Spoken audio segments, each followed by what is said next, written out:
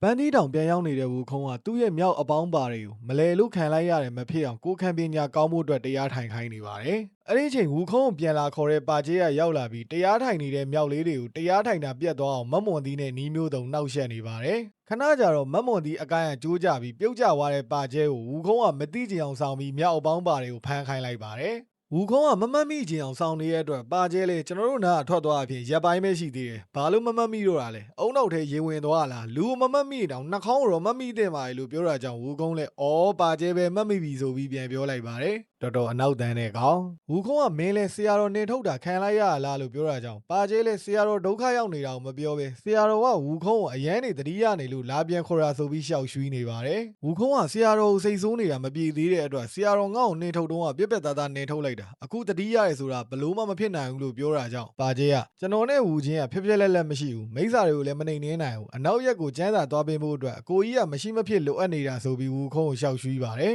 ်အမြောက်ကြိုက်တဲ့ဝူခုံးလည်းအမြောက်ခံလိုက်ရတဲ့အတွက်ဖီးရတက်သွားပြီးပါကျဲနဲ့တောက်ပွဲစားပွဲကျင်းပဖို့သူ့တပည့်တွေကိုစီစဉ်ခိုင်းတာကြောင့်ပါကျဲကဆရာတော်စောင့်နေတယ်မြင်မြန်သွားအောင်လို့ပြန်ပြောလိုက်ပါတယ်အဲ့ဒါနဲ့ဝူခုံးလည်းဘာတွေလုံးနေရလဲအေးဆေးပေါ်ပန်းတီတောင်မှာ2ည3ရက်လောက်နေသွားပါအောင်လို့ပြောတာကြောင့်ပါကျဲကအဲ့ဒီချိန်ထိကနေရင်ဆရာတော်ရဲ့ခေါင်းကမိစ္ဆာရဲ့စွပ်ပြုတ်အိုးတွေရောက်သွားလောက်ပြီဆိုပြီးပါဇက်ကရောင်ထွက်သွားပါတယ်ခိုးစားရင်မိမယ်ကောင်ပါကျဲပြောတာကိုကြားသွားတဲ့ဝူခုံးကဘာပြောတာလဲလို့တေးချောင်ပြန်မေးလိုက်တဲ့အတွက်ပါကျဲလည်းဆရာတော်ကအကိုကြီးကိုတတိယနေရလို့ပြောတာပါဆိုပြီးလိန်လိုက်ပါတယ်ဆရာတော်ဒုက္ခရောက်နေတာကိုသိသွားတဲ့ဝူခုံးကအထာကင်ပြီးပါကျဲမရမကခေါ်နေပေမဲ့ပြန်မလိုက်ပါဘူးပြီးတော့သူ့ရဲ့မြောက်အပေါင်းပါတွေကိုပါကျဲကိုနှင်ထုတ်ခိုင်းလိုက်ပါတယ်ပါကျဲထွက်သွားတဲ့အချိန်သူ့အတင်းဘာပြောလဲဆိုတာသိရအောင်မြောက်တပည့်တွေကိုအနောက်ကလိုက်ကြည့်ခိုင်းတဲ့အတွက်မြောက်တပည့်တွေလည်းအနောက်ကလိုက်သွားပါတယ်ဝူခုံးထင်တဲ့အတိုင်းပဲပါကျဲကဆရာတော်နဲ့ပြီးတကက်3ပုံလိုက်မပင့်မယ်ဒီမှာဘယင်လာလုံနေတယ်စိတ်ကြီးဝင်လိတ်ကြီးဖင်နေတဲ့ကောင်ဆရာတော်ကိုလည်းပြစ်ပယ်တယ်ညီကိုတွေကိုလည်းပြစ်ပယ်တယ်တောက်တီတရားမရှိတဲ့ကောင်တကိုးရှင်ဆိုတဲ့ယာတုနဲ့မထိုက်တန်ဘူးမြောက်တော်သားဆိုပြီးချိန်ဆနေပါတယ်ပါကျဲပြောတာနည်းနည်းပါကျွန်တော်ပြောတာပိုများနေတာပ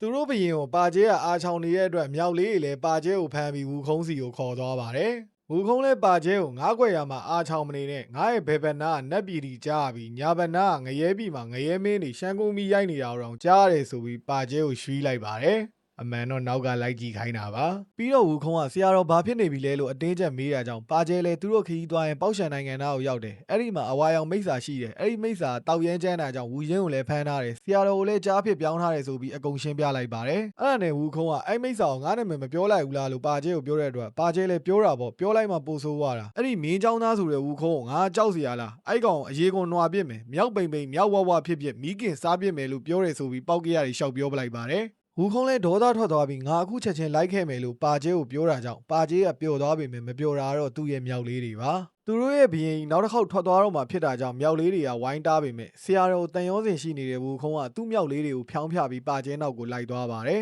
အဝါရောင်မိစ္ဆာရဲ့ဂူမှာတော့အဖမ်းခံထားရတဲ့ဝူချင်းကိုမင်းသမီးလေးကရေတိုက်ပါညာပြုစုပေမဲ့မိစ္ဆာတွေကတော့မိုက်ရိုင်းနေပါတယ်အဲ့ဒီချိန်ဝူခုံးနဲ့ပါကျဲရောက်လာပြီးပါကျဲကမိစ္ဆာဘရင်အယောင်ဆောင်ကမင်းတို့ဘရင်ကြီးပြန်လာပြီးတကားဖွင့်ဆန်းလို့ပြောတာကြောင့်မိစ္ဆာကြီးလည်းအတန်မတူတဲ့အတွက်တကားပေါက်ကနေတွားချောင်းကြည့်ပါတယ်။တွားချောင်းကြည့်တဲ့မိစ္ဆာပါကျဲနဲ့မြောက်တကောင်ပါလာရလို့ပြောတာကြောင့်ဝူချင်းလည်းသူ့အကိုဝူခုံးပြန်လာလို့ပြောသွားပြီးငါအကိုဝူခုံးကကောင်းကင်ဘုံကျန်းခဲ့လို့2,900ဒဏ်ပေးခံခဲ့ရတဲ့ဘန်ဟီရိုကွာဆိုပြီးပြန်ပြောလိုက်ပါတယ်။မိစ္ဆာတွေကစကားတွေများနေပြီးတကားမဖွင့်ပေးတဲ့အတွက်ဝူခုံးကတကားကိုဒုံးနဲ့ရိုက်ဖက်တာကြောင့်မိစ္ဆာတွေလည်းကြောက်ပြီးနောက်ပေါက်ကနေထွက်ပြေးသွားကြပါတယ်။ဝူခုံးတို့အထက်ရောက်တော့မင်းသမီးလေးကမိစ္ဆာတွေမရှိတော့ထွက်ပြေးကြမယ်လို့ပြောတာကြောင့်ဝူခုံးကငါမိစ္ဆာကိုတတ်ဖို့လာတာထွက်ပြေးစရာမလိုဘူးလို့ပြန်ပြောတဲ့အတွက်မင်းသမီးလေးကမိစ္ဆာစီမှာနက်ပီယာခိုးလာတဲ့ပလဲလုံးရှိရဲ့အဲ့ဒီပလဲလုံးပါဇက်ငုံထိုင်ချင်းကြိုက်လည်းမရမွေကြိုက်လည်းမကားဘူးလို့ပြောလိုက်ပါတယ်။ပလဲလုံးအကြောင်းကိုသိသွားတဲ့ပါကျဲကငါဒီလောက်ကျန်းတာဒီကောက်အောင်မနိုင်တာဒါကြောင့်လို့ပြောတာကြောင့်ဝူချင်းနဲ့ကောင်မလေးကရှုံးတာတော့အားချောင်းနေသေးရဲ့ဆိုပြီးပါကျဲကိုဝိုင်းလောင်ကြပါတယ်။ဝူခုံးလည်းပါကျဲနဲ့ဝူချင်းကိုမိစ္ဆာပေါက်ဆအယောင်ဆောင်ပြီးပေါက်ရှန်နိုင်ငံကိုသွားပြီးရင်အဝါရောင်ဝေးယုံမိစ္ဆာကိုဒီယိုများခေါ်လာခဲ့ငါမှဒီကောက်အောင်နိုင်မဲ့နီးလန်းရှိရဲဆိုပြီးပေါက်ရှန်နိုင်ငံကိုသွားခိုင်းလိုက်ပါတယ်ပေါက်ရှန်နိုင်ငံမှာတော့တမတ်ကလည်းမိစ္ဆာဖြစ်အားကိုးရမယ့်ဆရာတော်ကလည်းကြားမိစ္ဆာဖြစ်နေတဲ့အတွက်ဘရင်ကြီးလည်းဘာလုပ်လို့ဘာကံရမှန်းမသိပဲတိုင်ပတ်နေပါတယ်အဲ့ဒီအချိန်မိစ္ဆာအိတ်နေတဲ့နန်းဆောင်ကိုပါကျဲနဲ့ဝူချင်းကရောက်လာပြီးမိစ္ဆာပေါက်ဆအသွင်ပြောင်းကမိစ္ဆာဘရင်ကြီးနိုးအောင်အိုးခွဲလိုက်ပါတယ်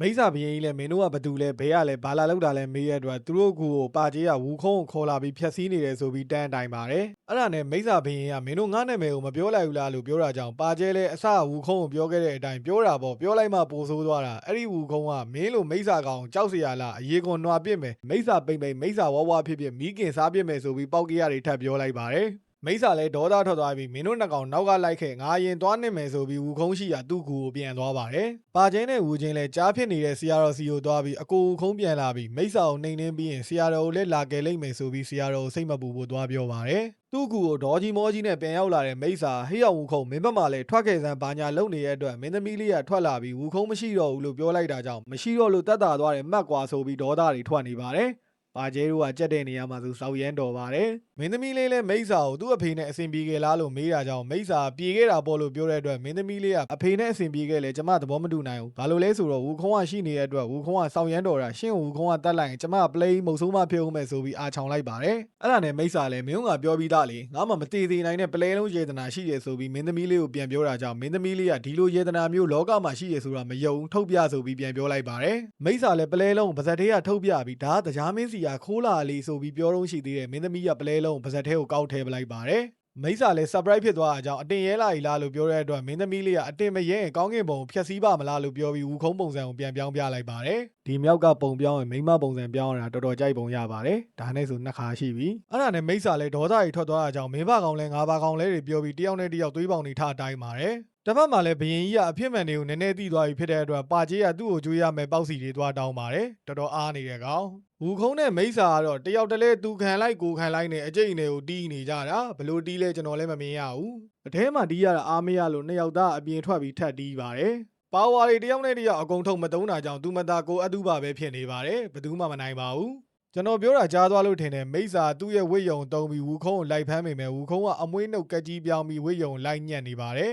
သူအမွှေးရကက်ကြီးလည်းပြောင်းလို့ရတယ်ကျွန်တော်ဒါဆို iPhone တွေပြောင်းပြီး sorry ရှောက်အန်းတယ်မိစာသူ့ရဲ့နောက်ဆုံးပါဝါဖြစ်တဲ့ဝိယုံတုံးပြီးဝူခုံးကိုအုပ်လိုက်ပေမဲ့အထဲမှာရောက်သွားတဲ့ဝူခုံးကသူ့ရဲ့ဒုတ်ကိုအရှည်အောင်လုပ်ပြီးဝိယုံဖျဲပလိုက်ပါတယ်အင်ကြီးလေးတစ်ထည်ပိုင်တာရှိတဲ့အင်ကြီးလေးပါပြေးသွားလို့မိစာလည်းဝူခုံးနဲ့မချတော့ပဲနက်ဘီကိုထွက်ပြေးသွားပါတယ်ဝူခုံးလည်းနက်ဘီကိုလိုက်ပြီးကြောက်စိမ့်အေဂရစ်ကိုမိစာထွက်ပြေးသွားကြောင်းကြွိုင်သွားရှာပေမဲ့ကြောက်စိမ့်အေဂရစ်ကသူတို့နက်ဘီမှာမိစာမရှိဘူးဆိုပြီးပြန်ပြောလိုက်ပါတယ်ကြောက်စိမ့်အေဂရစ်ကသာရှေ့ရဖုံးနေပေမဲ့အဖြူအောင်ကျဲနက်မင်းကသူတို့နက်ဘီကနက်တဘာလူပီကိုဆင်းပြီးမိစာလုံနေကြောင်းနောက်ကဖော်နေပါတယ်ကြောက်စိမ့်အေဂရစ်လည်းသူတို့နက်ဘီကအပုတ်တွေပေါ်သွားမှာဆိုလို့ဝူခုံးကိုထန်စရာတော်နဲ့အနောက်ရက်ကိုသွားပြီးကျန်းစာပင်းတဲ့အလုပ်ကိုပဲလုပ်ကျန်တဲ့အလုပ်တွေငါရှင်းလိုက်မယ်ဆိုပြီးဝူခုံးကိုပြန်သွားခိုင်းလိုက်ပါတယ်တစ်ဖက်မှာပါကျေးကမင်းသမီးလေးကိုဘရင်ကြီးနဲ့ပြန်တွေ့ပေးလိုက်တာကြောင့်တားဖားနှစ်ယောက်အလွမ်းတည်ပြီးအဆင်ပြေသွားကြပါပြီဘသူကူညီအဆင်ပြေမှာမဟုတ်တာတော့ခမားနဲ့သူမပါကြိုးစားမနေပါနဲ့လွတ်ချလိုက်ပါဝူခုံးကလည်းကြားဖြစ်နေတဲ့ဆရာတော်ကိုတွေ့သွားပြီးသူ့ကိုမောင်းထုတ်ခဲ့တာလူအဖြစ်ပြန်မပြောင်းပေးဘူးဆိုပြီးအထာတွေကိုင်းနေပါတယ်အဲ့ဒါနဲ့ဝူချင်းလည်းအတိတ်ကိုအတိတ်မှာထားပလိတ်ကိုဂိမ်းမှာထားလို့ပြောပေမဲ့ဝူခုံးကမပြောင်းပေးနိုင်ဘူးကွာဆိုပြီးလှည့်ထွက်သွားပါတယ်ထွက်သွားပြီးမှဆရာတော်တစ်ချက်လှည့်ကြည့်လိုက်တဲ့အချိန်ဆရာတော်မျက်ဝန်းမှာမျက်ရည်တွေတွေ့တာကြောင့်ဝူခုံးလဲစတာပါဆိုပြီးဆရာတော်လူအဖြစ်ပြန်ပြောင်းပေးလိုက်ပါတယ်လူပြန်ဖြစ်သွားတဲ့ဆရာတော်လဲဝူခုံးကိုဆိုး sorry တွေပြောပြီးဆရာတပည့်နှစ်ယောက်လဲပြန်လဲအဆင်ပြေသွားကအပိုင်း20ဒီနေရာမှာပြီးဆုံးသွားပါတယ်ကျွန်တော်က DBM ရတာပါ Recover by YD နဲ့ Recap တွေလုပ်နေတာပါ